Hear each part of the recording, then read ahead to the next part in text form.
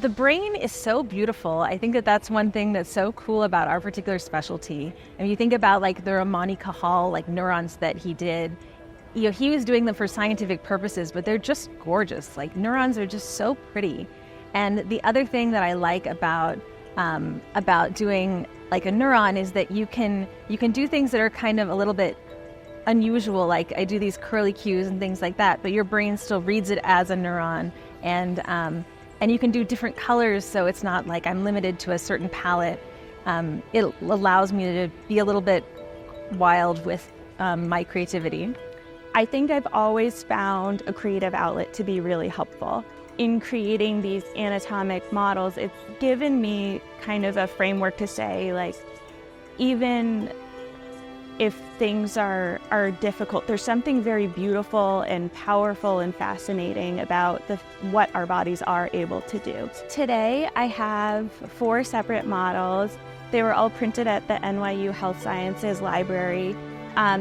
This is 2 hemispheres of the brain that I painted to represent different anatomic landmarks. So this one is painted with the different kind of lobes of the brain. And then this one I painted to show the different vascular territories. Zach London from the University of Michigan contacted me, and he said he's interested in developing some kind of game that focused on diversity in the history of neurology. And what we came up with was this card game called Endowed Chairs Neurology. So you are now the chair of a neurology department, and you have a tripartite mission of education, clinical, and research.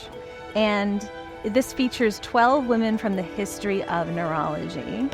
These women were all great leaders in neurology, and I think we don't talk enough about the contributions of diverse people to neurology. We often focus on just a few people who have eponyms, and so this is a way of exposing you to the many different and diverse leaders that have existed in neurology. What we do as neurologists can be very challenging, and there are definitely hard days. And I will say that having a creative outlet has helped me immensely to process those experiences and learn from them rather than kind of allow them to be a burden. It's also given me something to be proud of outside of work, and I think all those things create resilience. I love my job, but it can be exhausting, and I love my kids, but they are also exhausting. And doing these things like embroidery or painting or making a card game, this gives me a lot of energy. Or researching these great women from history. It's all, it makes your day better. It makes you feel productive in a way that's less stressful, and that is a really beautiful thing.